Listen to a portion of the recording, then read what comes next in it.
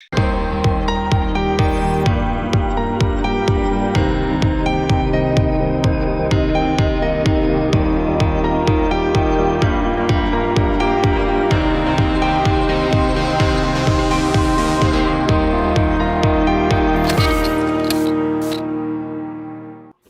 Everyone, welcome to our channel. बच्चों, last class में हम लोगों ने स्टार्ट की अपनी क्लास 12 बिजनेस स्टडीज़ की बहुत ही शानदार जर्नी। एंड आई होप कि आप लोगों को लास्ट क्लास बहुत अच्छे से आपको समझ आई होगी। आपको सारे कंटेंट्स, जो सारे कॉन्सेप्ट्स हम लोगों ने यहाँ पे पढ़े, वो बहुत अच्छे से आपको समझ भी आए होंगे और बिल्कुल आपके जो कॉन्सेप्ट्स थे वो क्रिस्टल क्लियर हो गए होंगे। बच्चों, सबसे पहले हम यहाँ पे क्विक रिवीजन ले लेते हैं कि लास्ट क्लास में हम लोगों ने क्या पढ़ा। उसके बाद हम लोग स्टार्ट करेंगे अपनी आज की क्लास। बच्चों, लास्ट क्लास में हम लोगों ने कवर किया definition of management, characteristics of management, objectives of management and importance of management. तो सबसे पहले जब हमने मैनेजमेंट की डेफिनेशन पढ़ी तो उसके अंदर हमने ये पढ़ा कि मैनेजमेंट एक प्रोसेस होती है जहां पर हम खुद भी काम करते हैं, हम लोगों से काम करवाते भी हैं, क्योंकि हमें इफेक्टिवली अपने टारगेट्स को अचीव करना होता है। किस तरीके से? एफिशिएंटली अपने सारे रिसोर्सेज का इस्तेमाल करके, क्योंकि हमारा जो ये इन्वायरमेंट है ये लगातार चेंज हो रहा है और रिसोर्सेज हमारे पास लिमिटेड है। अब इस डेफिनेशन के अंदर हमें 3 बहुत इंपॉर्टेंट अदर वर्ड्स मिले, जिसमें सबसे पहला वर्ड था हमारा प्रोसेस। प्रोसेस का मतलब होता है वो प्राइमरी फंक्शंस, वो एक्टिविटीज जो किसी भी मैनेजमेंट को परफॉर्म करने पड़ते हैं ताकि वो जो भी काम करना चाहते हैं वो काम उनका कंप्लीट हो जाए। इफेक्टिवनेस का मतलब होता है कि टाइम से काम को कंप्लीट करना, doing the right task, completing the activities and achieving the goals. Which means कि जब हम टाइम से अपने गोल्स के अचीवमेंट के बारे में बात करते हैं तो हम उसे कहते हैं इफेक्टिवनेस। देन हमने पढ़ा एफिशिएंसी। एफिशिएंसी का मतलब होता है कि किसी भी काम को सही तरीके से करना with minimum cost, doing the task correctly with minimum cost. फिर हम यही कहते हैं कि किसी भी मैनेजमेंट को इफेक्टिव और एफिशिएंट दोनों होना बहुत ज़रूरी है, क्योंकि दोनों ही किसी एक कॉइन के 2 साइड्स की तरह ही होते हैं। राइट, चलो आगे चलते हैं। अब मुझे आपको यहाँ पर बताना है कि जब मैंने ये टॉपिक पढ़ाया था तो कौन से एग्जाम्पल मैंने आपको यहाँ पे बताया था। कोई भी एक एग्जाम्पल आप लोग कमेंट बॉक्स में लिखेंगे ताकि मैं ये देख सकूं कि क्या आपको लास्ट क्लास का कुछ याद भी है। उसके बाद हम लोगों ने ये एक अपना एग्जाम्पल समझा था जिसमें बाहुबली और खलबली दोनों काम कर रहे थे। एक ने ज़्यादा वेजेस दी और टाइम से काम कंप्लीट कर लिया, बट दूसरे ने समय ज़्यादा लिया लेकिन कम कॉस्ट लगाई। तो वहाँ पर जिसने टाइम से काम किया वो था इफेक्टिव, जिसने कम कॉस्ट के साथ काम किया वो था एफिशिएंट। और हमें कैसा होना चाहिए? Effective and efficient. चलो, उसके बाद अगली स्लाइड को शो करने से पहले आप मुझे बताइए what is the acronym for the characteristics of management. फटाफट से लिखिए। याद ऐसे ही होगा आपको, जब आप बार बार चीज़ों को रिकॉल करेंगे बच्चे, तभी आपको चीज़ें याद रहेंगी आगे तक। ठीक है, तो आई होप कि आप सभी लोगों ने एक्रोनिम लिख दी होगी। तो यहाँ पे हमने कैरेक्टरिस्टिक्स ऑफ मैनेजमेंट के लिए पढ़ा था, I am goal oriented, dynamic, multidimensional, pervasive, because I follow a continuous process to work in a group activity as intangible force। और दूसरी एक्रोनिम मैंने आपको बताई थी गो MCD पिक। ठीक है, अब कैरेक्टरिस्टिक्स को एक बार डिस्कस कर लेते हैं। Management is a goal oriented process, जहां पर हमने पढ़ा कि कोई भी अगर मैनेजमेंट है तो उसका कोई ना कोई गोल जरूर है, बिना गोल के कोई मैनेजमेंट नहीं होता। उसके बाद management is all pervasive, management हर जगह होता है। अगर आप चाहे एक छोटे ऑर्गेनाइजेशन में हो, बड़े ऑर्गेनाइजेशन में हो, आपको मैनेजमेंट हर जगह पर दिखता है। मैनेजमेंट एक कंटिन्यूस प्रोसेस है, ये लगातार चलने वाली प्रोसेस है। आपने एक एक्टिविटी के लिए इस प्रोसेस को परफॉर्म किया, फिर दूसरी एक्टिविटी के लिए, दूसरे अपने ऑब्जेक्टिव के लिए फिर से इसको परफॉर्म करेंगे। देन मैनेजमेंट एक ग्रुप एक्टिविटी है। कोई भी मैनेजमेंट अकेले नहीं चल रहा है, यहाँ पर बहुत सारे लोग हैं जो एक साथ मिलकर काम कर रहे हैं। जैसे कि किसी एक स्कूल में कोई इवेंट भी अगर ऑर्गेनाइज हो रहा है तो वहाँ पर भी आप कह सकते हो कि मैनेजमेंट है। मैनेजमेंट एक डायनामिक फंक्शन है, लगातार बदलते हुए इन्वायरमेंट के साथ मैनेजमेंट को खुद को चेंज करना होता है ताकि हम भी मार्केट में सर्वाइव कर सकें। तो इसीलिए बोला गया कि मैनेजमेंट एक डायनामिक फंक्शन है। देन मैनेजमेंट एक इंटेंजिबल फोर्स है, आप मैनेजमेंट को देख छू नहीं सकते हो, बस इसकी प्रेजेंस को फील कर सकते हो कि किस तरीके से काम करता है। कि अगर टारगेट्स अचीव होते हैं, हमारे एम्प्लॉयज खुश हैं, तो दैट मीन्स मैनेजमेंट अच्छा है। उसके बाद मैनेजमेंट मल्टी डायमेंशनल है। मैनेजमेंट मल्टी डायमेंशनल कैसे है? क्योंकि इसके 3 फेजेस है। यहाँ पर है management of work, management of people, management of operation. सबसे पहले हमने यहाँ पर कुछ काम के बारे में सोचा, उस काम को लोगों से करवाना है तो लोगों के साथ डील कैसे करना है उसके बारे में सोचा कि हम उनको एज अ ग्रुप लेकर चलेंगे या एज एन इंडिविजुअल लेकर चलेंगे। फिर उसके बाद जब काम देख लिया, लोग देख लिए, तो अब हमें क्या करना है? अब एक प्रोडक्शन प्रोसेस का इस्तेमाल करते हुए इनपुट को आउटपुट में कन्वर्ट करना है। तो ये थी कैरेक्टरिस्टिक्स। उसके बाद हम लोगों ने पढ़े ऑब्जेक्टिव्स ऑफ मैनेजमेंट। 3 तरीके के ऑब्जेक्टिव थे हमारे पास, इकोनॉमिक, सोशल और पर्सनल। इकोनॉमिक ऑब्जेक्टिव को ही हम ऑर्गेनाइजेशन ऑब्जेक्टिव कहते हैं। यहाँ हम खुद के बारे में सोचते हैं, यहाँ सोसाइटी के बारे में सोचते हैं और यहाँ अपने एम्प्लॉयज के बारे में सोचते हैं। 3 तरीके के हमारे ऑर्गेनाइजेशन ऑब्जेक्टिव होते हैं, सर्वाइवल, प्रॉफिट और ग्रोथ। सर्वाइवल, प्रॉफिट और ग्रोथ, ये 3 तरीके के हमारे ऑब्जेक्टिव्स थे जिसको हमने लास्ट क्लास में डिस्कस किया। सर्वाइवल का मतलब क्या होता है कि कम से कम इतना पैसा तो हम कमा ले कि हमारी जो कॉस्ट है वो कवर हो जाए। प्रॉफिट हम इसलिए कमाना चाहते हैं क्योंकि हमें कहीं ना कहीं अपने बिजनेस को आगे बढ़ाना है। ग्रोथ के अंदर हम लोग देखते हैं कि किस तरीके से आप ग्रोथ को मेजर कर सकते हो कि अगर आपके नंबर ऑफ कस्टमर्स इंक्रीज हो जाए, नंबर ऑफ एम्प्लॉयज बढ़ रहे हैं, आपने अपने प्रोडक्ट लाइन को एक्सटेंड कर दिया है, उसको एक्सपेंड कर दिया है, तो दैट मीन्स आप ग्रोथ की तरफ बढ़ रहे हैं। अब इसके अंदर आप लोग मुझे कमेंट बॉक्स में बताइए कि मैंने कौन कौन से एग्जाम्पल्स दिए थे, ताकि मैं ये देख सकूं कि आपको एग्जाम्पल्स याद रहते हैं या नहीं। ठीक है, तो यहाँ पर हमने एग्जाम्पल्स डिस्कस किए थे इसके। देन हमारे सोशल ऑब्जेक्टिव आए, जहाँ पर हमने सोसाइटी के बारे में पढ़ा कि हम लोग क्या करते हैं। हम लोग एक environmental friendly methods of production का इस्तेमाल करते हैं, एम्प्लॉयमेंट अपॉर्चुनिटीज़ देते हैं, फाइनेंशियल फैसिलिटी देते हैं, बेसिक कम्युनिटीज़ देते हैं, ये सब चीज़ें। देन पर्सनल ऑब्जेक्टिव के अंदर हमने 3 तरीके की नीड्स पढ़ी, फाइनेंशियल, सोशल और हायर लेवल नीड, जहाँ पर हमने देखा कि किसी भी एम्प्लॉय की 3 तरीके की नीड होती हैं। सबसे पहले उसको सैलरी और अदर इंसेंटिव्स चाहिए, फिर उसको ग्रुप में रिकॉग्निशन चाहिए, वो चाहता है कि डिसीजन मेकिंग में उसका भी इन्वॉल्वमेंट हो, और लास्ट में उसकी हायर लेवल नीड आती है जो उसके करियर के ग्रोथ के लिए, उसके डेवलपमेंट के लिए ज़रूरी होती है। उसके बाद हमने फिर पढ़े इंपॉर्टेंस ऑफ मैनेजमेंट। मैंने तुम्हें गलती से एक्रोनिम दिखा तो दी है, बट कोई बात नहीं, अब तुम यहाँ पे मुझे एक्रोनिम नहीं बताओगे। चलो, एक्रोनिम तो तुम्हें मैंने दिखा दी, यहाँ पर सारे दोस्त मिलकर पैक बनाओ, बट तुम यहाँ पर लिख कर दिखाओगे कि वो कौन कौन से पॉइंट्स हैं। ठीक है, तो तुम अब कमेंट में पॉइंट्स लिखोगे कि इंपॉर्टेंस ऑफ मैनेजमेंट क्या है। स्टॉप करो वीडियो, पहले पॉइंट्स लिखो। ठीक है, चलो, आई होप आप लोगों ने पॉइंट्स लिख दिए होंगे। तो सबसे पहले इंपॉर्टेंस थी management helps in achieving group goals, कि मैनेजमेंट क्या करता है, ग्रुप गोल्स को अचीव करने में हेल्प करता है। सभी लोग अपने अपने गोल्स के साथ वहां पर बैठे हैं ऑर्गेनाइजेशन के अंदर। अब ये मैनेजमेंट के ऊपर है कि वो कैसे सबके गोल्स को अचीव करने में उनकी मदद करता है, जिसमें हमने टाटा ग्रुप का एग्जाम्पल पढ़ा था। उसके बाद मैनेजमेंट इंक्रीजेज एफिशिएंसी, कि कम से कम कॉस्ट के साथ हमें हायर प्रोडक्टिविटी यहाँ पर शो करनी है और अपने टाइम से काम को पूरा भी करना है। हमें सारे जो हमारे planning, organising, staffing, directing, controlling है, इन फंक्शंस को अच्छे से परफॉर्म करना है। यहाँ हमने मैकडॉनल्ड्स का एग्जाम्पल पढ़ा था। Next, management helps in achieving the personal goals. सिर्फ अपने ही गोल्स के बारे में नहीं सोचना, हमें पर्सनल ऑब्जेक्टिव्स के बारे में भी सोचना है। तो यहाँ मैनेजमेंट इस तरीके से काम करवाता है अपने एम्प्लॉयज से कि वो अपने पर्सनल गोल्स को अचीव करते हुए ऑर्गेनाइजेशन गोल्स को भी अचीव कर जाएं। यहाँ हमने इन्फोसिस का एग्जाम्पल डिस्कस किया था। Next, management creates a dynamic organisation. अभी हमने पीछे फीचर्स में भी इस चीज़ को डिस्कस किया। सेम चीज़ ही है कि मैनेजमेंट अपने ऑर्गेनाइजेशन की मदद करता है कि कैसे बदलते हुए एनवायरनमेंट के साथ हमें उसके साथ खुद को ढालना है, तभी हम अपने मार्केट में अपनी एक स्टैंडिंग जो है वो क्रिएट कर पाएंगे। तो यहाँ हमने नेटफ्लिक्स का एग्जाम्पल डिस्कस किया। देन लास्ट पॉइंट था हमारा management helps in development of society. Obviously हम सोशल ऑब्जेक्टिव्स के बारे में बात करते हैं, तो मैनेजमेंट सोसाइटी के डेवलपमेंट के लिए भी काम करते हैं, जहाँ पे आपको वही सारे पॉइंट्स देखने को मिले थे। और यहाँ पर हमने एग्जाम्पल लिया था अमूल का। तो यहाँ तक हमने लास्ट क्लास में डिस्कस किया। आई होप कि आपको सारी चीज़ें क्लियर होंगी। स्टिल अगर कोई आपको डाउट है, प्लीज़ कमेंट बॉक्स में लिख दीजिएगा, ताकि उस चीज़ को मैं नेक्स्ट क्लास में कवर अप कर दूँ। ठीक है बच्चे, तो अब हम स्टार्ट करते हैं अपना आज का topic, which is nature of management, कि आखिरकार हमारा मैनेजमेंट कैसा है। तो यहाँ हम अपने मैनेजमेंट को डिस्कस करेंगे 3 चीज़ों के साथ, आर्ट, साइंस और प्रोफेशन। तो बच्चे, अब हम इस चीज़ को ज़रा समझते हैं कि व्हाट इज़ आर्ट। अगर हमें कंपैरिजन करना है तो सबसे पहले हमें उस कॉन्सेप्ट को जानना होगा कि वो कॉन्सेप्ट क्या कहता है। तो अगर मैं आर्ट की बात करूँ, तो जब भी हम लोग ये वर्ड यूज़ करते हैं तो सबसे पहले माइंड में आता है किसका, हिंदी वर्जन, कला।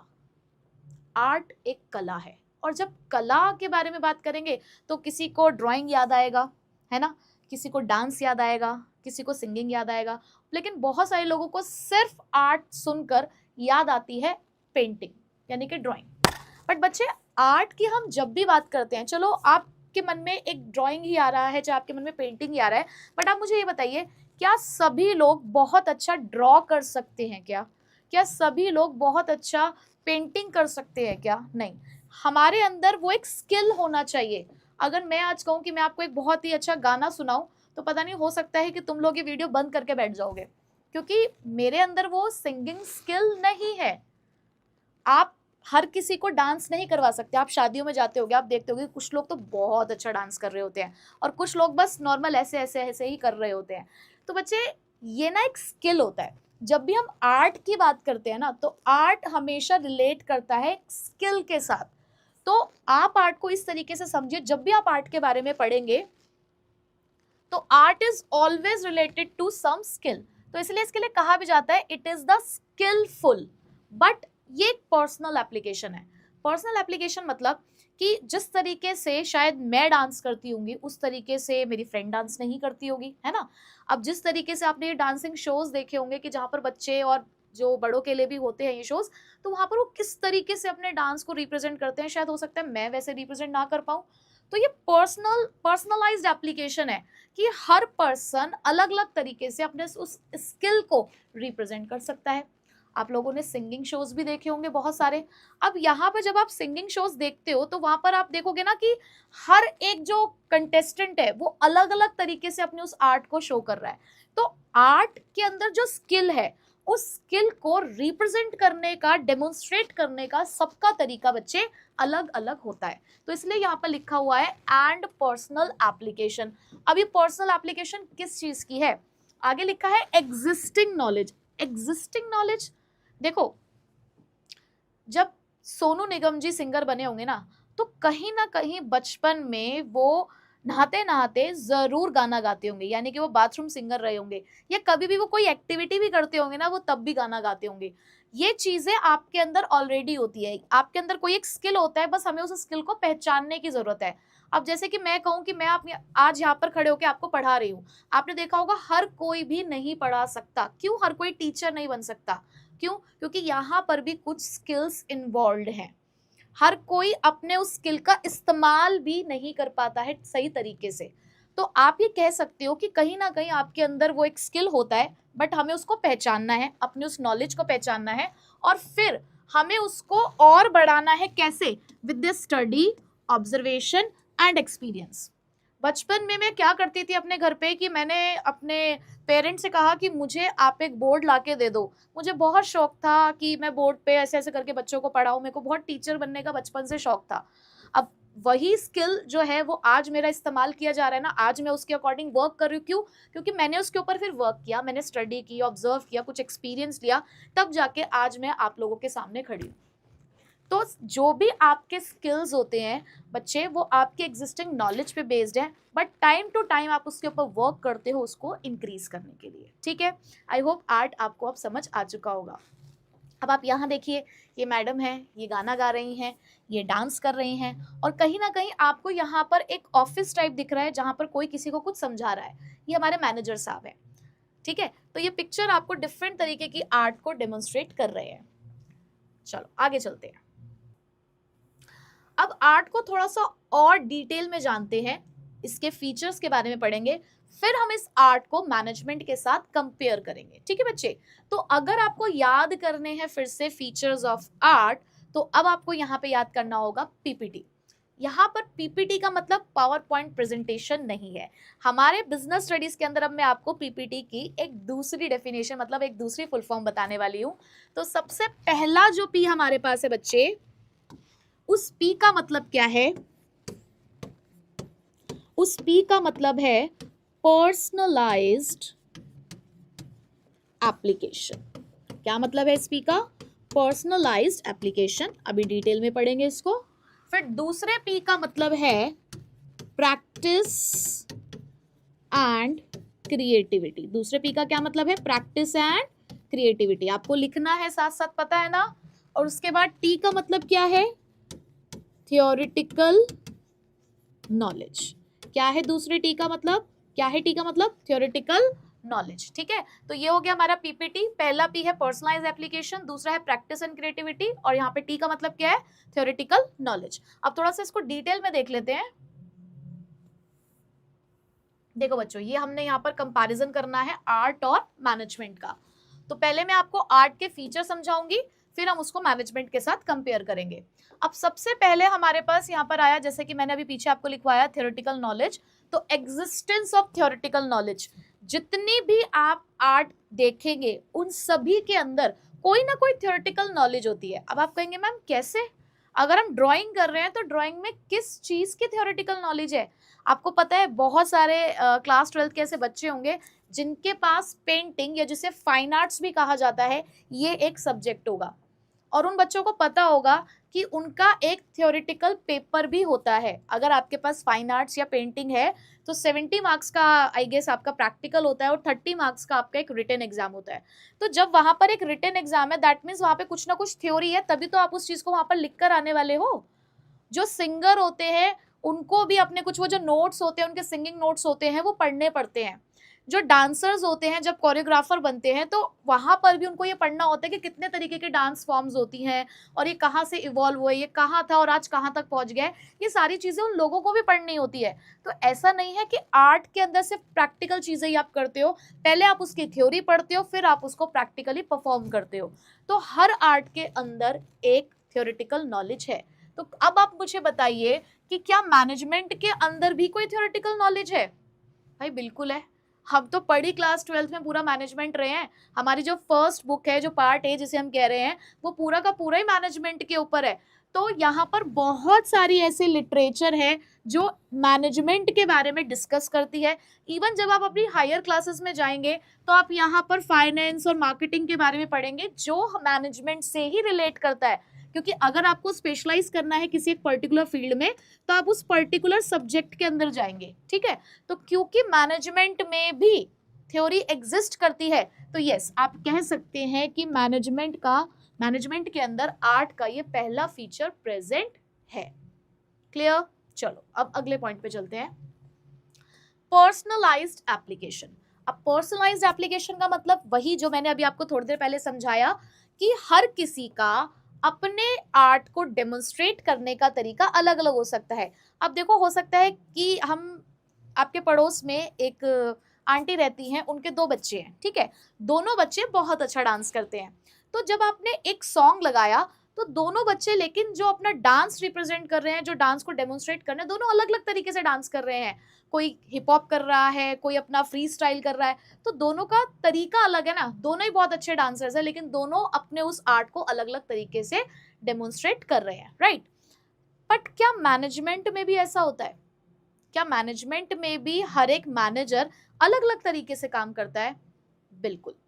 अगर हम सेम प्रॉब्लम, सेम सिचुएशन किन्हीं 2 मैनेजर के सामने रखें तो वो भी उस प्रॉब्लम का सॉल्यूशन अपने यूनिक स्टाइल में करेंगे, है ना?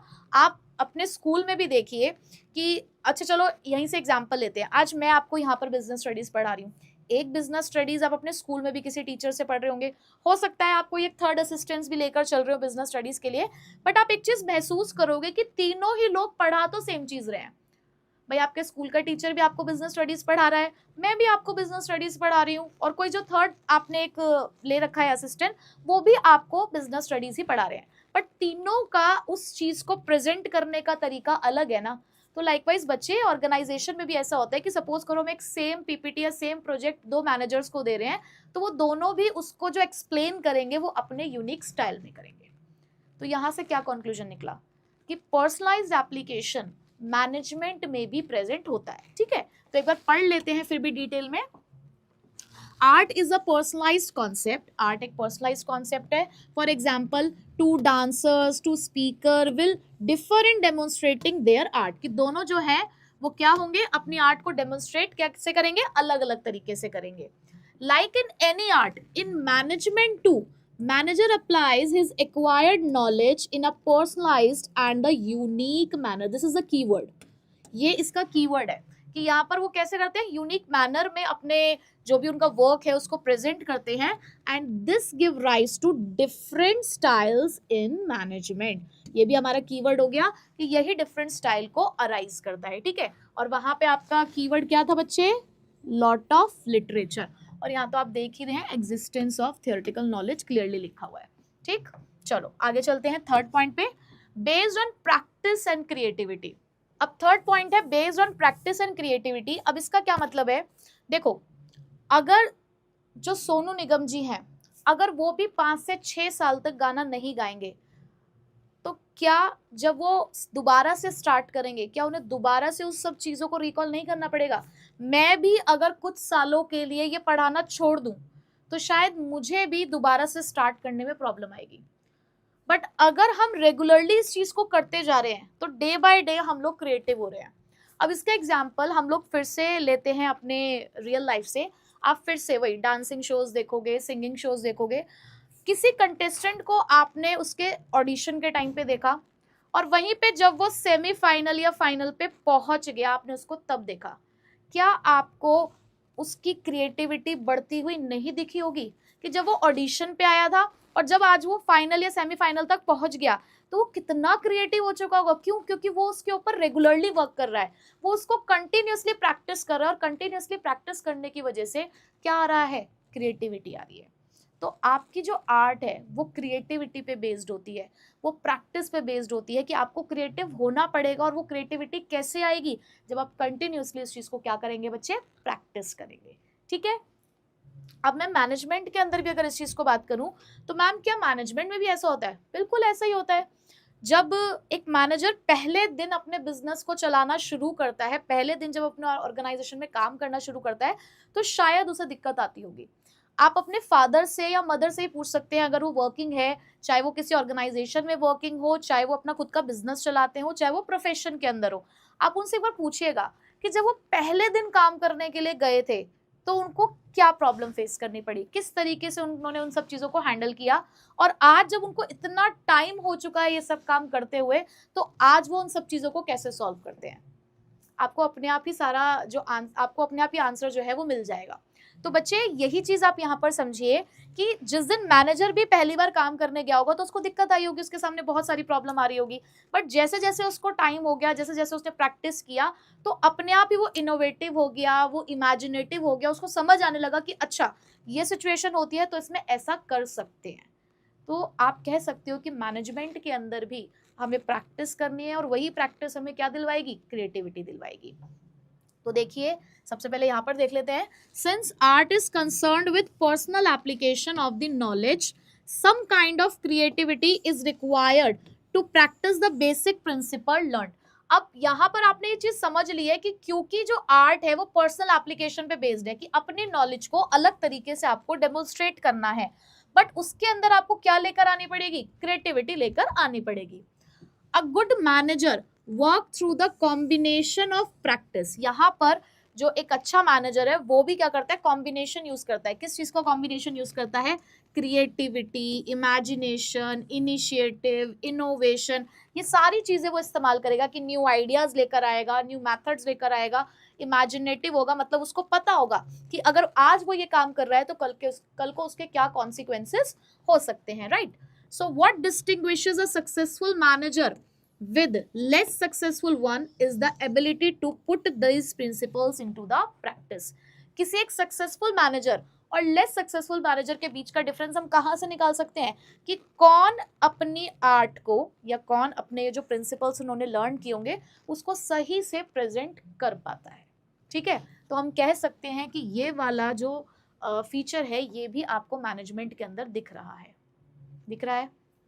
तो यहाँ से हमने क्या कंक्लूजन निकाला, आपको लग रहा है कि क्या मैनेजमेंट एक आर्ट है? बिल्कुल भाई, जब पीपीटी प्रेजेंट हो गया है, जब तीनों के तीनों फीचर्स यहाँ पर कंप्लीट हो गए हैं, तो that means management is an art. तो ये कंक्लूजन हमें यहाँ से मिल चुका है, ठीक है बच्चे। अगर आपको कोई भी क्वेरी हो बिल्कुल लिखो कमेंट बॉक्स में, नेक्स्ट टाइम पे आपकी उस क्वेरी का सॉल्यूशन आपको मिल जाएगा। चलो नेक्स्ट टॉपिक की तरफ बढ़ते हैं। नेक्स्ट नेचर है मैनेजमेंट एज अ साइंस। अब सबसे पहले हमें ये जानना है कि व्हाट इज साइंस। अब आप कहेंगे मैम आप तो यहाँ पे सारी की सारी स्ट्रीम्स डिस्कस कर रहे हो, पहले आपने आर्ट्स डिस्कस कर दिया, अब यहाँ पे आप साइंस को ले आए। सो बच्चे व्हाट इज साइंस?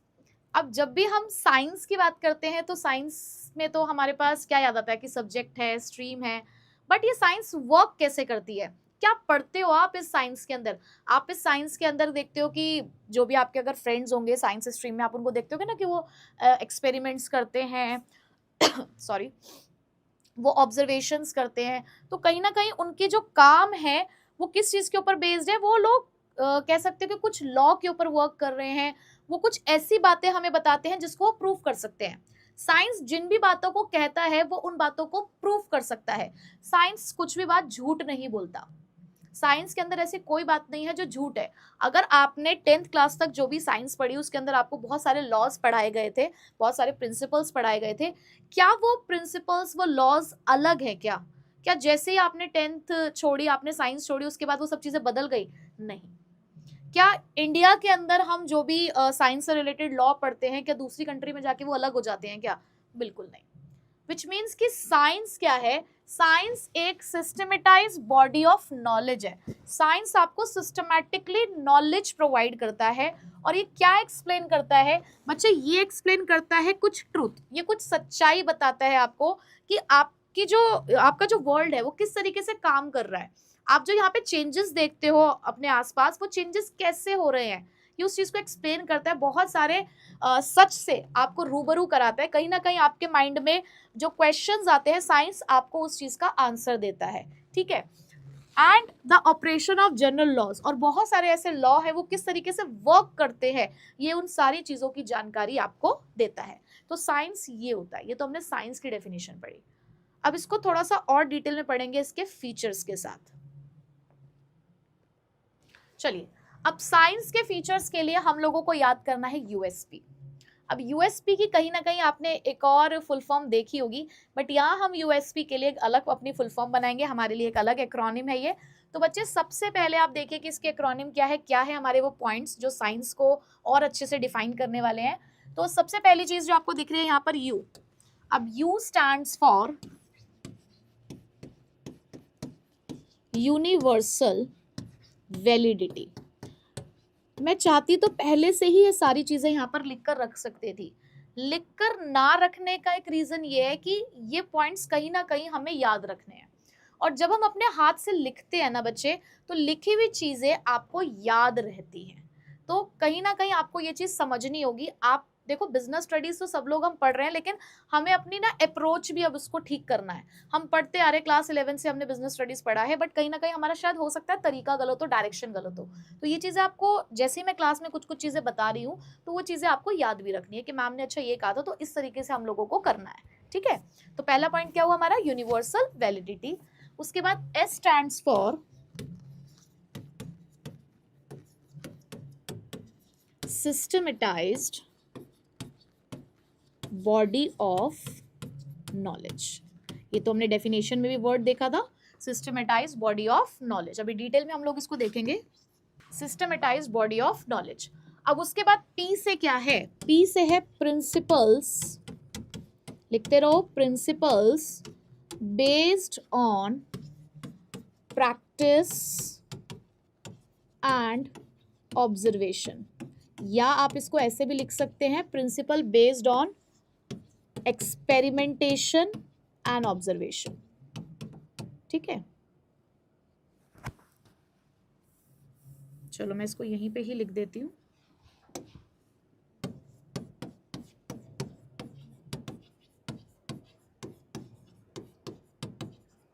ठीक है। तो यहाँ पे मैंने लिखा है principle based on experimentation and observation. ठीक है। तो पहला पॉइंट हो गया यूनिवर्सल वैलिडिटी, दूसरा हो गया सिस्टमेटाइज्ड बॉडी ऑफ नॉलेज, और थर्ड हो गया principle based on experimentation and observation. अब इसको थोड़ा डिटेल में देख लेते हैं। सबसे पहला फीचर जो आपको दिख रहा होगा वो है सिस्टमेटाइज्ड बॉडी ऑफ नॉलेज। अब सिस्टमेटाइज्ड बॉडी ऑफ नॉलेज का मतलब क्या है कि जब भी हम साइंस के बारे में पढ़ते हैं ना, तो साइंस के अंदर होता है एक कॉज और इफेक्ट रिलेशनशिप। क्या होता है? कॉज और इफेक्ट रिलेशनशिप। अभी कॉज और इफेक्ट रिलेशनशिप क्या होता है? कॉज और इफेक्ट रिलेशनशिप का मतलब है कि एक बहुत ही सिंपल सी चीज मैं आपको बताऊंगी कि आपने बचपन से ये पढ़ा कि किसी भी चीज को अगर हम हवा में उछालते हैं तो फिर वो वापस नीचे जमीन पर आकर ही गिरती है। अब इसके पीछे का रीजन क्या है? अब आप सभी को पता होगा इसके पीछे का रीजन क्या है, ग्रेविटेशनल फोर्स। तो आपने ये जो चीज पढ़ी कि किसी भी चीज को हम लोग हवा में उछालते हैं और वो नीचे गिरता है, उसके पीछे का आपने क्या बताया मुझे कि क्या रीजन है, ग्रेविटेशनल फोर्स। तो gravitational force is the cause, और जो गिरा, जो आपका सामान नीचे गिरा आकर, वो उसका इफेक्ट है। तो साइंस के अंदर जितनी भी चीजें आप पढ़ रहे हो, साइंस हर चीज का कॉज और इफेक्ट रिलेशनशिप एस्टैब्लिश करता है, इसीलिए इसको कहा गया कि ये क्या है, एक सिस्टमेटाइज्ड बॉडी ऑफ नॉलेज। ठीक है, अब सेकंड क्या है, principle based on experimentation and observation. अब यहाँ पे आपको पता है कि ग्रेविटेशनल फोर्स कोई रातों रात डेवलप नहीं हुआ, किसी के साथ ये एक हादसा हुआ था कि कोई बैठे थे पेड़ के नीचे और उनके ऊपर एक सेब गिरा था आकर, उसके बाद जाके ग्रेविटेशनल फोर्स पता चला। तो बताइएगा उनका नाम क्या था। और उन्होंने फिर ये नहीं है कि उस एक एक्टिविटी के बेसिस पर ही उसको कह दिया कि ठीक है हाँ ऐसा ही होता है, उन्होंने उसको ऑब्जर्व किया, उसके ऊपर बहुत सारे एक्सपेरिमेंट्स किए, तब जाके उन्होंने कहा कि अच्छा ठीक है ऐसे ग्रेविटेशनल फोर्स नाम की कोई चीज होती है। तो बच्चे साइंस के अंदर ये कहा गया that scientific principles are first developed, पहले हमने उनको डेवलप किया, कैसे डेवलप किया, through the observation and then tested through the repeated experimentation. यानी कि एक ही एक्सपेरिमेंट किया होगा, हमने रिपीटेड एक्सपेरिमेंट्स किए कंट्रोल्ड कंडीशंस के अंदर, तब जाके हमने कहा कि अच्छा ये एक लॉ या ये एक प्रिंसिपल होता है। ठीक, चलो नेक्स्ट थर्ड पॉइंट पे चलते हैं, यूनिवर्सल वैलिडिटी। साइंस के अंदर हम लोग ये देखते हैं कि आप जितने भी प्रिंसिपल्स के, जितने भी लॉ के बारे में पढ़ते हो, वो हर जगह पर वैलिड है। आज इंडिया के अंदर जो बच्चा पढ़ रहा है वही सेम चीज बच्चा अमेरिका के अंदर पढ़ रहा होगा, वही चीज बच्चा चाइना के अंदर पढ़ रहा होगा। पढ़ाने का देखो तरीका अलग हो सकता है, बट वो जो लॉ लिखा गया है वो तो सेम ही है ना हर जगह। तो साइंस के प्रिंसिपल्स की जो वैलिडिटी है वो यूनिवर्सल है। यूनिवर्सल मतलब हर जगह आप इन्हें अप्लाई कर सकते हो। और क्यों अप्लाई कर सकते हो, क्योंकि एक्सपेरिमेंट और ऑब्जर्वेशन पे बेस्ड है, हम प्रूफ कर सकते हैं कि हाँ ऐसा होता है। तो यहाँ पर लिखा है that scientific principles have universal validity and application। Validity भी है, वैलिड भी है, और आप इसे अप्लाई भी कर सकते हैं। ठीक है, समझ आया कि साइंस क्या होता है। अब इसका कंपैरिजन कर लेते हैं हम लोग मैनेजमेंट के साथ। चलिए देखिए बच्चे, सबसे पहले management has a systematised body of knowledge. क्या मैनेजमेंट के पास सिस्टमेटाइज्ड बॉडी ऑफ नॉलेज है या नहीं? क्या मैनेजमेंट के अंदर भी कॉज एंड इफेक्ट रिलेशनशिप होता है? चलो एक एग्जांपल से समझाती हूँ। अपने स्कूल में ही आप देखिए कि आपके पास ऑलमोस्ट 5 और 6 सब्जेक्ट होंगे। देखो 5 सब्जेक्ट तो सबके पास होते हैं, बट अगर कोई बच्चा एडिशनल सब्जेक्ट लेता है तो 6 सब्जेक्ट सबके पास होते हैं। आपको स्कूल में उन सब्जेक्ट्स को पढ़ाने के लिए अलग अलग टीचर आते हैं, राइट? क्यों? क्योंकि स्कूल क्या चाहता है, स्कूल ऐसा भी तो कर सकता है कि एक ही टीचर से सारे सब्जेक्ट पढ़वा ले, कोई बात नहीं, पढ़ के तो पढ़ा ही देंगे सब, थोड़ी बहुत मेहनत करेंगे पढ़ा देंगे। बट क्यों? स्कूल ने जब उन टीचर्स को अपॉइंट किया होगा आपको पढ़ाने के लिए, तो उन्होंने कुछ तो अपने माइंड में क्राइटेरिया रखा होगा ना कि उनको क्या चाहिए, उनको चाहिए स्पेशलिस्ट। तो उन्होंने क्या किया, उन्होंने ये देखा कि अगर मुझे कॉमर्स के बच्चों को पढ़ाना है तो कॉमर्स के बच्चों को पढ़ाने के लिए हमारे पास कितने नंबर ऑफ सब्जेक्ट्स हैं, फिर उन सब्जेक्ट्स के अकॉर्डिंग, यानी कि उन्होंने क्या किया, आपके पूरे कोर्स को, आपकी पूरी क्लास 12th का जो कोर्स है जिसके अंदर कुछ सब्जेक्ट्स हैं, उन्होंने पहले डिवाइड किया कि वो कौन कौन से सब्जेक्ट्स हैं, यानी कि काम को बांटा। जब काम को बांटा तो उसके बाद उन्होंने हायर करे कुछ टीचर्स। क्यों? क्योंकि उन्हें चाहिए था उन सभी चीजों के अंदर क्या, स्पेशलाइजेशन। चलो अगर थोड़ा सा टफ लग रहा है तो इसको एक अनदर एग्जांपल से समझते हैं, फिर से रियल लाइफ के अंदर जोड़ते हैं। सपोज करिए कि आपके घर में कोई एक वेडिंग फंक्शन होने वाला है, मतलब शादी का माहौल चल रहा है घर में। अब जब शादी का माहौल चल रहा है तो शादी की तैयारियां जरूर हो रही होंगी। तो उस शादी की तैयारियों में सोचो क्या क्या करते होगे। अब उसके अंदर सबसे पहले आप सोचते हो कि देखो डेकोरेशन करानी होगी, है ना, हमें खाने का इंतजाम भी करना होगा, कुछ म्यूजिक सिस्टम भी हमारे पास होने चाहिए, मिठाइयाँ भी हम लोगों को चाहिए होंगी। तो जब आप लोगों ने देखा कि कितना सारा काम है, गेस्ट की लिस्ट भी बनानी है, तो घर के जो बड़े बुजुर्ग होते हैं वो क्या करते हैं, काम को बांटना शुरू करते हैं कि ये राजू तू ये कर दियो, शामू सोन तुझे ये करना है, एक गणपत तुझे ये करना है। तो उन्होंने काम को बांट दिया ना। अब उन्होंने आगे फर्दर क्या किया कि अगर खाने का इंतजाम करना है तो खाने का इंतजाम करने के लिए कहाँ जाना चाहिए, केटरर्स के पास। क्यों? क्योंकि भैया उन्हें आता है ना वो काम करना, आप खुद तो हलवाई बन के बैठोगे नहीं वहां पर। आप क्या करोगे, आपको चाहिए कि भैया जो हमारे मेहमान आए उनको हमें अच्छा खाना खिलाना है, तो आप केटरर्स के पास जा रहे हो। आपको म्यूजिक अरेंज करना है तो खुद वहां बैठ के म्यूजिक नहीं बजाओगे, खुद सिंगर नहीं बनोगे वहां बैठ के, तो आप क्या करोगे, कोई एक ऐसा ढूंढोगे आप, एक एजेंसी जो आपको अच्छा म्यूजिक प्रोवाइड कर सके, मतलब डीजे वगैरह आप अरेंज करोगे। इसी तरीके से आपको डेकोरेशन करानी है तो आप डेकोरेशन वाले के पास जाओगे। क्यों? क्योंकि वो सभी अपने अपने काम में क्या है, स्पेशलिस्ट है। तो जब आप इस तरीके से काम को बांट देते हो तो आपको स्पेशलाइजेशन मिलता है, और जब आप उन्हीं लोगों से वो काम कराएंगे जिनको जो काम करना आता है, तो अपने आप ही जो कॉस्ट भी होती है वो क्या हो जाती है, कम हो जाती है, और आपको क्या मिलती है, एफिशिएंसी। तो बहुत ही एक सिंपल सा हमारा प्रिंसिपल होता है जो अगले चैप्टर में हम लोग पढ़ेंगे। सबसे सिंपल होता है डिवीजन ऑफ वर्क, कि जब काम को बांटा जाता है लोगों की एबिलिटीज के अकॉर्डिंग। जैसे कि सर ने मुझे कहा कि मैम बिजनेस स्टडीज आप पढ़ाओगे, मैं अकाउंटेंसी और इकोनॉमिक्स की जिम्मेदारी लेता हूं बच्चों की, लेकिन आपको लेनी है किस चीज की जिम्मेदारी, बिजनेस स्टडीज की। और हमारे पास जो मैथ्स वाले सर हैं उनको कहा कि जी आप मैथ्स पढ़ाएंगे, एक इंग्लिश वाली मैम है जी आप इंग्लिश पढ़ाएंगे। क्यों? क्योंकि यहाँ पर उन्होंने कहा कि भाई मैं नहीं पढ़ा सकता सारे के सारे सब्जेक्ट्स, तो उन्होंने क्या कर दिया, हमारे बीच में काम को बांट दिया। क्यों बांट दिया? क्योंकि उनको क्या चाहिए था अपने बच्चों के लिए, उनको अपने बच्चों के लिए चाहिए स्पेशलाइजेशन, कि भैया बच्चों को स्पेशलाइजेशन मिलना चाहिए ताकि हमें 100 में से 100 बच्चों के हर सब्जेक्ट में मिल जाए। ठीक है, तो ये जो डिवीजन ऑफ वर्क है ये होता है कॉज, और आपको ये जो स्पेशलाइजेशन मिला ये क्या है, इसका इफेक्ट। तो मैनेजमेंट में भी, मैनेजमेंट के प्रिंसिपल भी अपने कॉज और इफेक्ट रिलेशनशिप को यहाँ पर एक्सप्लेन करते हैं। एक और एग्जांपल समझिए, मैनेजमेंट की भी ना अपनी कुछ वोकैबुलरीज होती है।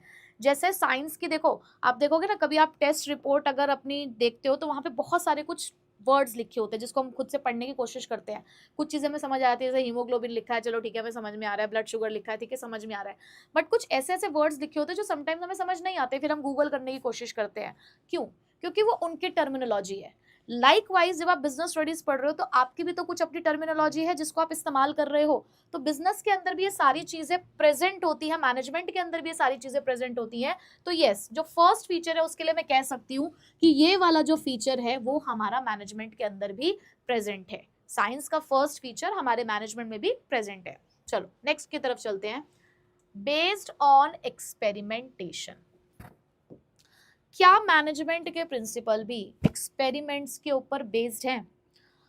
अब तक आपने प्रिंसिपल्स पढ़े नहीं है, बट जो हमारा अगला ही चैप्टर है वो आपको मैनेजमेंट के प्रिंसिपल्स के बारे में पढ़ाएगा, जहाँ पे दो लोगों ने हमें बहुत सारे प्रिंसिपल्स जो है मैनेजमेंट के अंदर वो प्रोवाइड करे हैं। बट क्या उन लोगों ने वो मैनेजमेंट के प्रिंसिपल्स ओवरनाइट डेवलप किए होंगे? क्या रात को किसी को सपना आया और अगले दिन उठ के उन्होंने ये कह दिया कि हाँ ऐसा प्रिंसिपल होता है? नहीं। जब वो लोग भी इन प्रिंसिपल्स को देख रहे थे, समझ रहे थे, तो उन्होंने भी अलग अलग ऑर्गेनाइजेशन में जाकर उनको स्टडी किया, ऑब्जर्व किया, जो रिजल्ट थे उसको नोट डाउन किया, और तब जाके कहा कि अच्छा ये एक प्रिंसिपल होता है। बट जब हम साइंस की बात करते हैं तो साइंस के प्रिंसिपल्स के अंदर ना जो हमारी सिचुएशंस थी, हमने क्या पढ़ा, कंट्रोल्ड कंडीशंस थी, कंट्रोल्ड सिचुएशन थी, वहां पे चीजें बदल नहीं रही थी। बट क्योंकि मैनेजमेंट के अंदर हम लोग ह्यूमन बींग्स के साथ डील करते हैं, या हम लोग we are the unpredictable animal, मैं तो यही कहूंगी कि आज ये जो हम लोग, आज हम कैसे काम कर रहे हैं, कल को हम क्या करेंगे हमें नहीं पता, हम अनप्रिडिक्टेबल है। जो ह्यूमन बिहेवियर है वो टोटली अनप्रिडिक्टेबल है भाई। आज आप कैसे रिएक्ट कर रहे हो, कल को कैसे रिएक्ट करोगे, किसी को नहीं पता।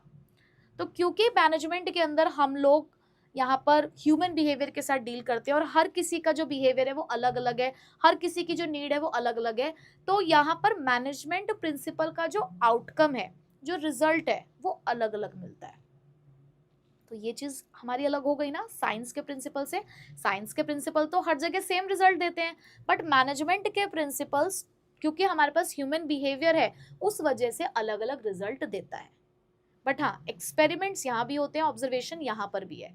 तो आप कह सकते हो कि ये पूरी तरीके से तो मेट नहीं होता, बट हाँ ये वाला जो आपका पॉइंट है ये पार्शियली मेट होता है। तो एक बार पढ़ लेते हैं क्या लिखा है इसके अंदर। Management principles have evolved over a period of time, कि हमने मैनेजमेंट प्रिंसिपल्स के ऊपर भी समय लगाया है by the repeated experimentation and observation in different types of organisation. अलग अलग तरीके के ऑर्गेनाइजेशन में हमने इनको ऑब्जर्व किया, इसके ऊपर एक्सपेरिमेंट किया। However, since management deals with the human beings, अब क्योंकि मैनेजमेंट ह्यूमन बींग्स के साथ डील करते हैं एंड ह्यूमन बिहेवियर के साथ डील करते हैं, the outcome of these experiments are not capable of being accurately predicted. तो इसके जो आउटकम्स हैं उसको हम इजीली प्रिडिक्ट नहीं कर सकते। So therefore management can be called as an inexact science. इसको जरूर अंडरलाइन कर लीजिएगा, कीवर्ड है कि मैनेजमेंट एक कैसी साइंस है, इनएग्जैक्ट साइंस है। बिल्कुल आप इसको साइंस के जैसा नहीं कह सकते। क्यों नहीं कह सकते? क्योंकि जो आउटकम्स हैं वो आप एक्यूरेटली प्रिडिक्ट नहीं कर सकते। क्यों नहीं कर सकते? क्योंकि यहाँ पर हम ह्यूमन बींग्स के साथ डील करते हैं। तो ये कुछ इंपॉर्टेंट बातें हैं जो आपको यहाँ पर अंडरलाइन करते हुए चलनी है। चलो आगे चलते हैं। नेक्स्ट, यूनिवर्सल वैलिडिटी की अब बात करें। सिंपल सी बात, साइंस के प्रिंसिपल को यूनिवर्सल वैलिडिटी बच्चे क्यों मिली है? क्यों मिली साइंस के प्रिंसिपल को यूनिवर्सल वैलिडिटी? क्योंकि वो हर जगह पर सेम रिजल्ट देते हैं ना, हर जगह सब कुछ सेम मिल रहा है, इसलिए आप कहते हो ना कि yes it is valid, it can be applied. But अभी आप लोगों ने एक बात समझी कि मैनेजमेंट के प्रिंसिपल तो अलग अलग रिजल्ट दे रहे हैं, तो इसे हम कैसे कह सकते हैं कि यूनिवर्सली इसको हम वैलिडिटी दे दें? कैसे दे सकते हैं? क्योंकि मैनेजमेंट प्रिंसिपल कैसे होते हैं इन नेचर? फ्लैक्सिबल। कैसे होते हैं बच्चे? फ्लैक्सिबल होते हैं। तो उनकी फ्लैक्सिबिलिटी की वजह से, और क्योंकि आप उन्हें मॉडिफाई कर सकते हो according to the given situation. आप साइंस के प्रिंसिपल को बदल सकते हो क्या? आप चेंज कर सकते हो ग्रेविटेशनल फोर्स के अंदर? नहीं। आप किसी लॉ को खुद बदल सकते हो? नहीं बदल सकते। बट मैनेजमेंट के प्रिंसिपल को हम चेंज कर पाते हैं। क्यों? क्योंकि वो फ्लैक्सिबल होते हैं। तो आप कहेंगे कि ये वाला जो फीचर है वो भी हमारा यहाँ पर पूरा नहीं होता है, since the principle of management are not exact as the principle of science. क्योंकि वो प्रिंसिपल ऑफ साइंस के जैसे नहीं होते हैं, so their application and use is not universal. तो इनका एप्लीकेशन और यूज जो है वो यूनिवर्सल नहीं है। They have to be modified. उसको हम मॉडिफाइड करते हैं कब? According to the given situation. Situation के साथ हमें इन्हें बदलना ही पड़ता है। तो हमने देखा फर्स्ट फीचर पूरा था, दूसरा फीचर आप कह सकते हो कि पार्शियली मेट हुआ, तीसरा फीचर हमने कहा कि नहीं हुआ। तो मैम बताइए अब क्या मैनेजमेंट एक साइंस है? पहले आपने आर्ट के बारे में तो बता दिया कि मैनेजमेंट एक आर्ट तो है। बच्चे देखिए, मैं ये तो नहीं कहूंगी कि मैनेजमेंट बिल्कुल भी साइंस नहीं है। हमने भी पढ़ा कि मैनेजमेंट एक इनएग्जैक्ट साइंस है।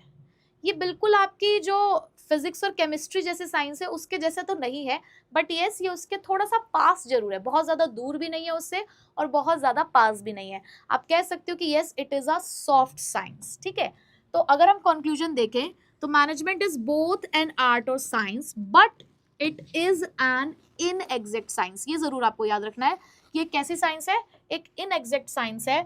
Management as an art and a science complement each other. ये एक दूसरे को कॉम्प्लीमेंट करते हैं, ठीक है, एक साथ चलते हैं और आप इसको इस्तेमाल करते हैं। ठीक, तो हमने अब तक दो नेचर पढ़ लिए हैं, मैनेजमेंट एज एन आर्ट और management as a science. I hope कि आपको दोनों ही टॉपिक अच्छे से समझ आ गए होंगे।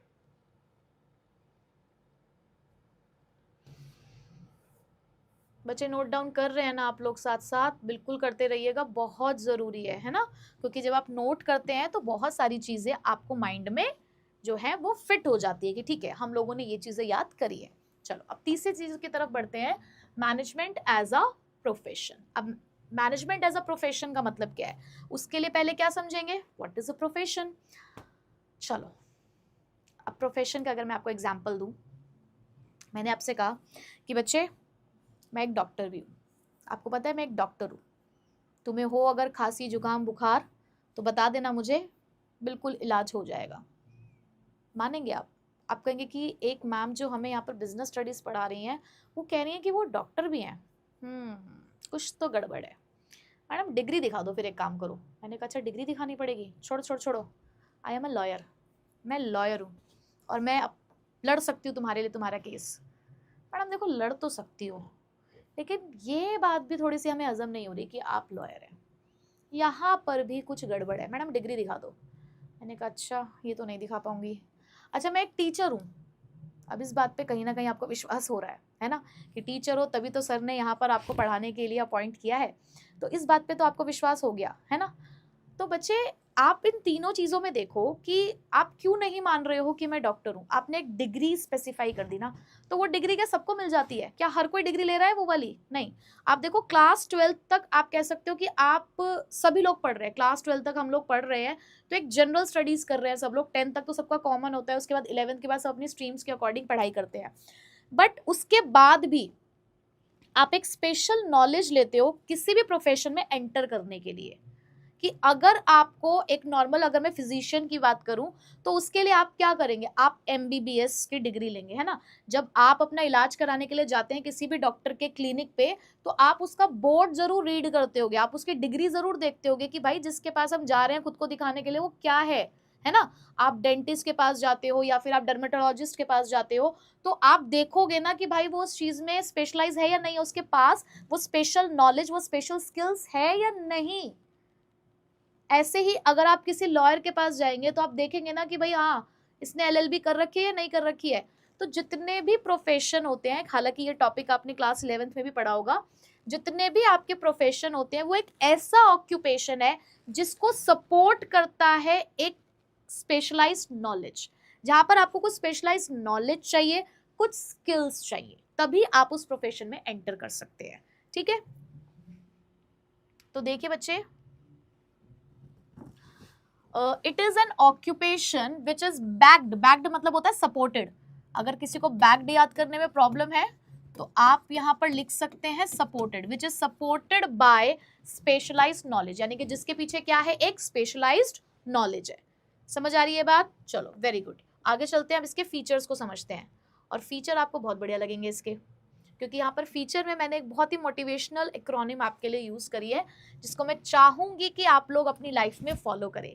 कि अगर आपका कोई भी पैशन है तो प्लीज अपने पैशन को बिल्कुल मत छोड़िएगा। और मैं पेरेंट्स से भी रिक्वेस्ट करूंगी ये चीज कि अगर आपको दिख रहा है कि आपके बच्चे के अंदर कोई स्किल है, उसका कोई पैशन है, तो प्लीज उसको उसके ऊपर वर्क करने दिया कीजिए।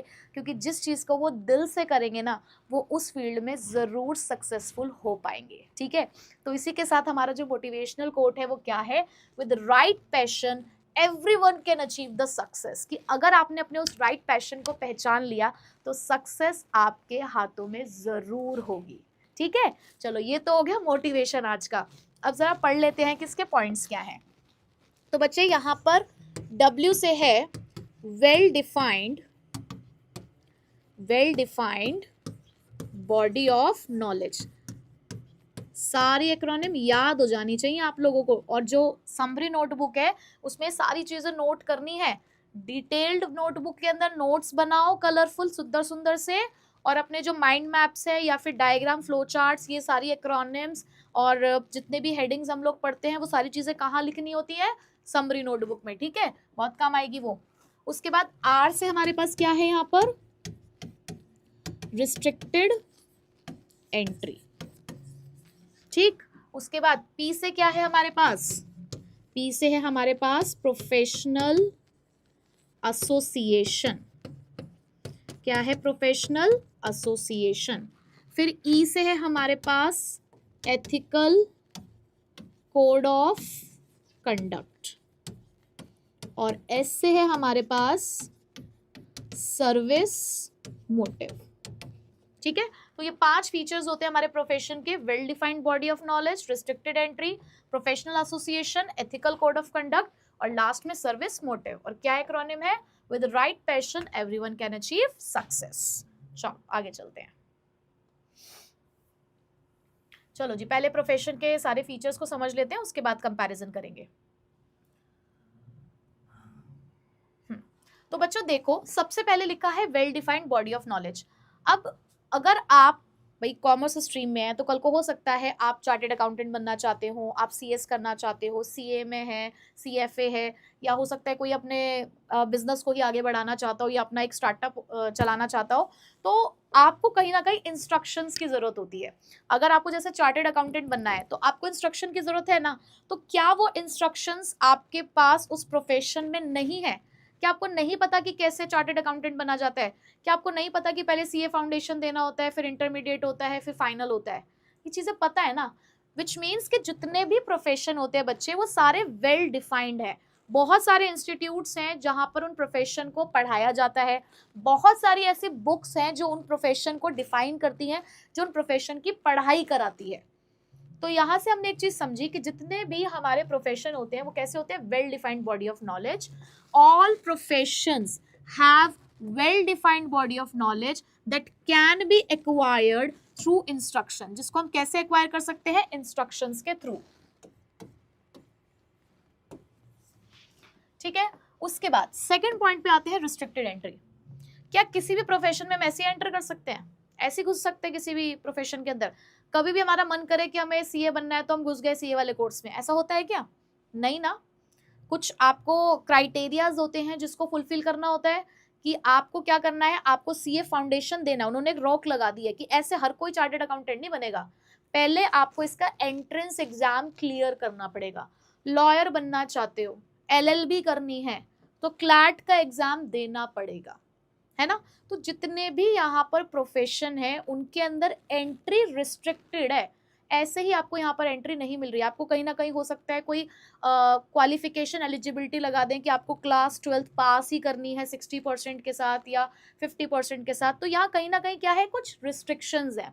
सो the entry to a profession is restricted है। कैसे? And is acquired through an examination. हो सकता है कोई एग्जामिनेशन हो या हो सकता है कोई एजुकेशनल डिग्री हो जो हम आपसे यहाँ पर मांगेंगे। ठीक है, नेक्स्ट, प्रोफेशनल एसोसिएशन। अब ये क्या होता है? आपने देखा होगा कई बार आपके स्कूल के नाम के आगे लिखा होता है एफिलिएटेड बाय सीबीएसई, है ना। देखेंगे अगर आप ध्यान से कभी आप देखें तो आपको पता चलेगा वहां लिखा होता है एफिलिएटेड बाय सीबीएसई।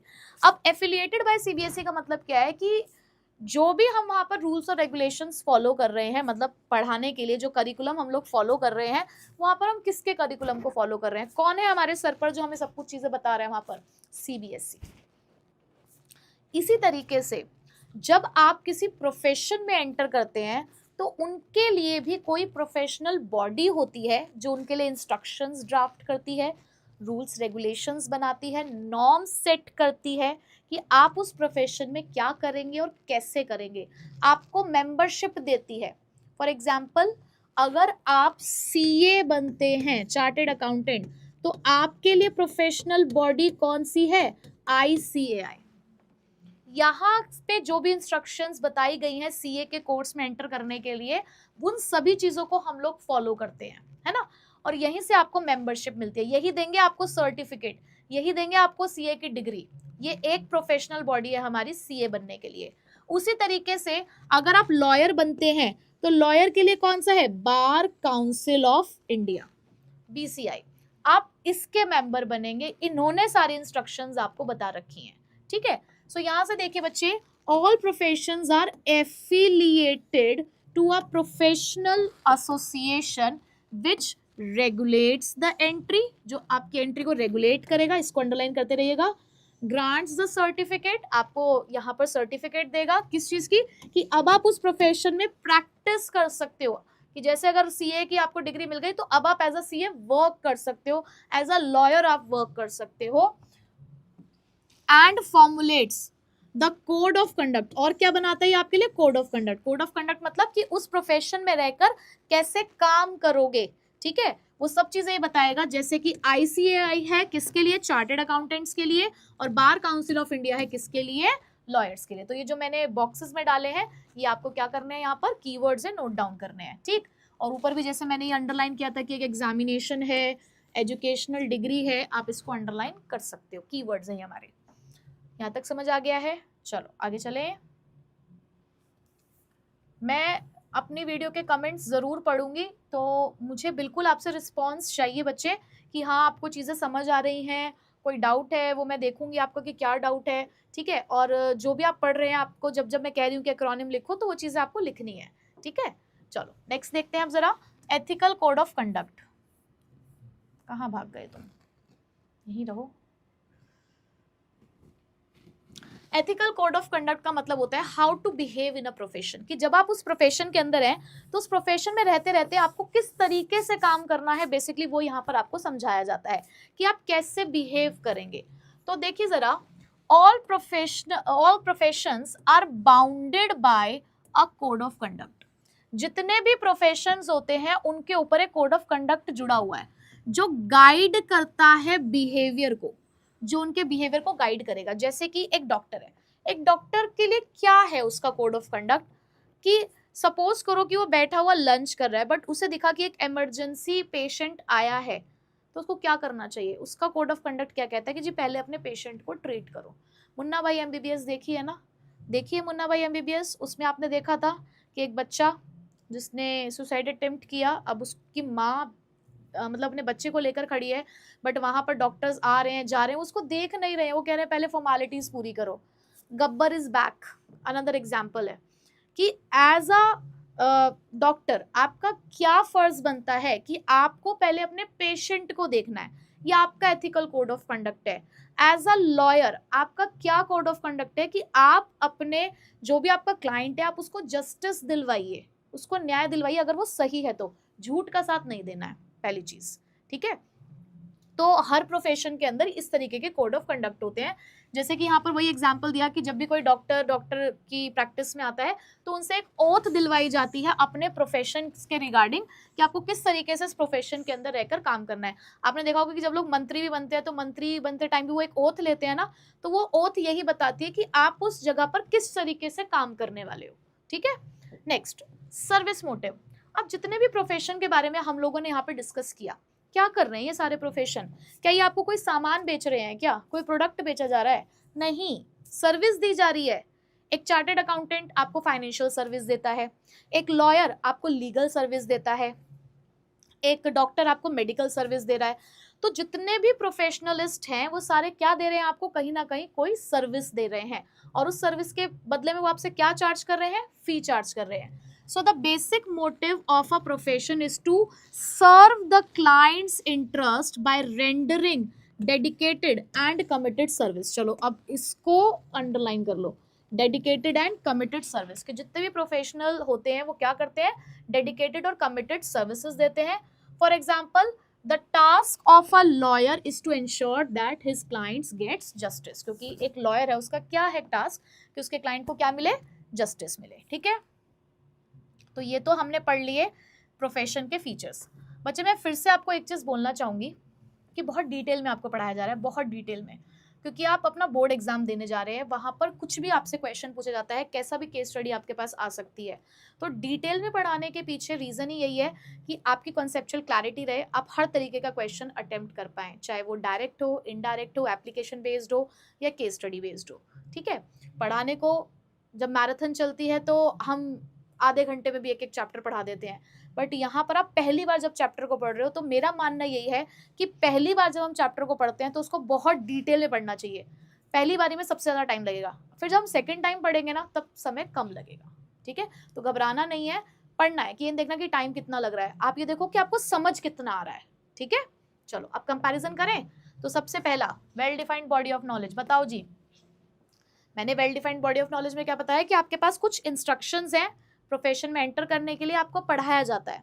क्या मैनेजमेंट में भी ऐसा होता है, क्या मैनेजमेंट में एंटर करने के लिए भी आपके पास कोई इंस्ट्रक्शंस नहीं है क्या?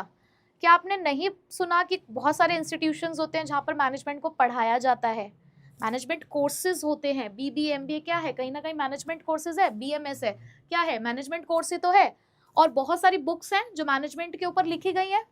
तो मैं तो ये कहती हूँ कि यस, ये वाला जो फीचर है वो मुझे दिखता है मैनेजमेंट के अंदर। कैसे?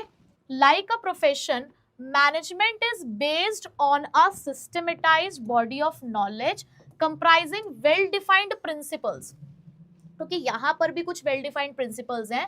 This knowledge can be acquired, कैसे एक्वायर्ड कर सकते हो आप इसको, through a number of colleges and professional institutes, कि इसको भी बहुत सारे कॉलेजेस और प्रोफेशनल इंस्टीट्यूट्स में पढ़ाया जाता है, और यहाँ पे बहुत सारी बुक्स और जर्नल्स हैं जो मैनेजमेंट के ऊपर लिखी हुई हैं। So yes, this feature is present in management, तो ये फीचर भी मैनेजमेंट के अंदर प्रेजेंट है। यहाँ से हमें ये बात पता चल गई। ठीक, तो पहला फीचर तो पता चल गया। अगला, क्या यहाँ पर भी रिस्ट्रिक्टेड एंट्री है? हाँ, तो क्या अगर हमें BBA MBA BMS करना है तो क्या यहाँ पर कुछ एंट्रेंस है? हाँ है एंट्रेंस, बट बहुत सारी जगह ऐसी है, बहुत सारे इंस्टीट्यूट्स ऐसे हैं जहां पर आपको विदाउट एंट्रेंस भी एंट्री मिल जाती है। मतलब बहुत ही ज्यादा प्रोफेशंस की तरह हार्ड एंड फास्ट रूल नहीं है मैनेजमेंट के अंदर कि आपको एंट्री रिस्ट्रिक्टेड दिखे, ठीक है। तो इस वाले फीचर के लिए मैं कहूंगी कि ये फीचर पूरी तरीके से प्रेजेंट नहीं है हमारे मैनेजमेंट में। कैसे, देखिए जरा। Entry to the management institute such as IIM is usually through an examination. अगर आपको बड़े बड़े किसी इंस्टीट्यूशन में या यूनिवर्सिटी में जाना है तो वहां तो एंट्री एग्जामिनेशन के थ्रू है, but there is no restriction on anyone entering business enterprise. पर किसी भी बिजनेस एंटरप्राइज में अगर आपको एंटर करना है एज अ मैनेजर या मैनेजमेंट हैंडल करना है तो कोई रिस्ट्रिक्शन नहीं है। Anyone appointed as a manager in any business regardless of educational qualification possessed। अब हर जगह का क्राइटेरिया वहां पर अलग अलग है कि अगर आप किसी एंटरप्राइज के अंदर एंटर करते हैं एज अ मैनेजर और मैनेजमेंट वहां पर संभाल रहे हैं तो जरूरी नहीं है कि वहां पर आपको कुछ कहा जाए कि नहीं आपको यही क्वालिफिकेशन लेकर आनी है या हम आपकी एंट्री को रिस्ट्रिक्ट कर रहे हैं। तो ये वाला फीचर पूरी तरीके से प्रेजेंट नहीं है, ठीक है, ये पूरी तरीके से प्रेजेंट नहीं है। थर्ड पॉइंट है प्रोफेशनल एसोसिएशन। क्या मैनेजमेंट के भी कोई प्रोफेशनल एसोसिएशन है? आप सेकंड पॉइंट से अंदाजा लगा सकते हो कि जब यहाँ पर रिस्ट्रिक्टेड एंट्री नहीं है, मतलब कोई एक ऐसी आप कह सकते हो कोई एक ऐसा इंस्टीट्यूशन ही नहीं है जो उनके एग्जाम्स कंडक्ट कर रहा हो, जैसे कि ICAI CA फाउंडेशन कंडक्ट करता है ना, एंट्री रिस्ट्रिक्टेड है। क्यों? क्योंकि कहीं ना कहीं कोई एक बॉडी है, कहीं ना कहीं कोई एक प्रोफेशनल बॉडी है जो उसको देख रही है। बट यहाँ पर जब एंट्री ही रिस्ट्रिक्टेड नहीं है, क्यों रिस्ट्रिक्टेड नहीं है? क्योंकि कोई प्रोफेशनल बॉडी नहीं है। तो यहीं से आपको इस बात का जवाब मिल गया है कि मैनेजमेंट के अंदर ऐसा कोई प्रोफेशनल एसोसिएशन नहीं है जो इसके नॉर्म्स डिसाइड करे, जो इसके कोड ऑफ कंडक्ट को डिसाइड करे, जो इसके रूल्स और रेगुलेशन बनाए या जो आपको सर्टिफिकेट दे, ठीक है। So there are several association of practising the managers in India like AIMA, ठीक है, ऑल इंडिया मैनेजमेंट एसोसिएशन है हमारा। तो यहाँ पे आप कह सकते हो कि बहुत सारे एसोसिएशन है जहाँ पर जो मैनेजर्स हैं, जहाँ पर लोग प्रैक्टिस कर रहे हैं as a manager, but there is however no compulsion. चलो यहाँ से मिल गया, no compulsion for the manager to become the member of such association. पर किसी के ऊपर ऐसा कोई कंपल्जन नहीं है कि आपको इन एसोसिएशन का मेंबर बनना ही पड़ेगा। So this feature is not present. तो यहाँ से क्लियरली एक बात पता चल गई कि ये फीचर यहाँ पर प्रेजेंट नहीं होता है। नेक्स्ट, अब थर्ड से फोर्थ का आपको जवाब मिल गया कि जब कोई एसोसिएशन नहीं है तो एथिकल कोड ऑफ कंडक्ट कौन डिजाइन कर रहा है? प्रोफेशन में एसोसिएशन था तो इसलिए कोड ऑफ कंडक्ट भी था। अब यहाँ पे एसोसिएशन ही नहीं है तो कोई कोड ऑफ कंडक्ट भी नहीं है, हर जगह का अपना अपना हिसाब किताब है। तो ऑल इंडिया मैनेजमेंट एसोसिएशन ने बताए हैं कुछ कोड ऑफ कंडक्ट, बट वही बात है कि यहाँ पर आपके ऊपर कोई लीगल कंपल्शन नहीं है कि आपको उस चीज को फॉलो करना ही पड़ेगा। तो ये वाला फीचर भी आप कह सकते हो कि यहाँ पर पूरा नहीं होता है। Next, service motive. क्या यहाँ पर भी सर्विस मोटिव है? कह सकते हो, बट कहीं ना कहीं आप देख रहे होगे कि यहाँ पर प्रोडक्ट सेलिंग भी होती है। जो बेसिक पर्पस होता है मैनेजमेंट का वो किसी भी ऑर्गेनाइजेशन के गोल्स को अचीव करने का होता है। अब चाहे वो गोल्स गुड्स को बेचकर हो चाहे सर्विसेज प्रोवाइड कर हो, तो बहुत सारे मैनेजर्स जो हैं वो अच्छी क्वालिटी के सर्विस दे रहे हैं रीजनेबल प्राइस पे, तो यहाँ प्रोडक्ट है। तो आप कह सकते हो कि यहाँ पर जो ये फीचर्स है ये हम ठीक है वर्क कर रहे हैं इसके टूवर्ड्स, बट अभी भी आप कह सकते हो कि जो फीचर है वो पूरी तरीके से मेट नहीं होता है। तो अगर आप देखें तो पहला फीचर पूरा हुआ, दूसरा पार्शली हुआ, तीसरा था नहीं, चौथा भी था नहीं, फिफ्थ वाला भी आपका कह सकते हो पार्शली मेट है। तो conclusion is that management is a profession but not a full fledged profession. पूरी तरीके से नहीं कह सकते, हाँ उसकी तरह वर्क कर रहे हैं, बट हम ये नहीं कह सकते कि मैनेजमेंट एक तरीके से पूरा प्रोफेशन बन चुका है। तो बच्चों यहाँ पे आज हम लोगों ने कवर किया पूरा नेचर ऑफ मैनेजमेंट, जहाँ पर हमने समझा कि कैसे मैनेजमेंट एक आर्ट है, कैसे मैनेजमेंट एक इनएग्जैक्ट साइंस है, और कैसे मैनेजमेंट प्रोफेशन तो है बट फुल फ्लेज्ड प्रोफेशन नहीं है। हो सकता है धीरे धीरे ये एक प्रोफेशन बन जाए। तो ये टॉपिक आज की क्लास में हम लोगों ने कवर अप किया। थोड़ा सा टॉपिक जो था उसका लेवल हमारे प्रीवियस जो टॉपिक्स है उससे थोड़ा सा अप था, बट आई होप कि आपको पूरी तरीके से अच्छे एग्जाम्पल्स के साथ ये क्लियर हुआ होगा। सारी एक्रोनिम्स नोट करनी है, कमेंट में ज़रूर लिखनी है। एक बार मैं आपको बता देती हूँ कि हमने चैप्टर कहाँ तक कवर कर लिया है। देखिए बच्चों, हमने डेफिनेशन और कैरेक्टरिस्टिक्स ऑब्जेक्टिव इंपॉर्टेंस पहले ही पढ़ लिया था। आज हमारा थोड़ा एक लेंदी टॉपिक था नेचर ऑफ मैनेजमेंट, जिसके 3 पार्ट्स थे, वो हम लोगों ने कवर अप कर लिया है। अब मिलेंगे आपसे नेक्स्ट वीडियो में इनके आगे के टॉपिक्स के साथ। तो अच्छे से तब तक आपको पढ़ाई करके रखनी है और पूरी डिटेल यानी कि पूरा जो फीडबैक है वो आपने मुझे प्रोवाइड करना है। थैंक यू सो मच इस लेक्चर को पूरा ध्यान से देखने के लिए। आई होप आपको ये पूरा वीडियो लेक्चर बहुत अच्छे से समझ आया होगा। मुझे कमेंट करके ज़रूर बताना कि क्या ये वीडियो लेक्चर आपको अच्छे से समझ आया, और अगर आपके मन में कोई भी डाउट है इस वीडियो के अंदर तो प्लीज़ मुझे कमेंट करना, मैं पूरी कोशिश करूँगा आपके रिप्लाई करने की। हमारे चैनल को सब्सक्राइब ज़रूर कर लेना, और यहाँ पर जो प्लेलिस्ट्स आ रही हैं उन्हें अच्छे से फॉलो करना, इसमें आपकी कंप्लीट प्रिपरेशन हो जाएगी।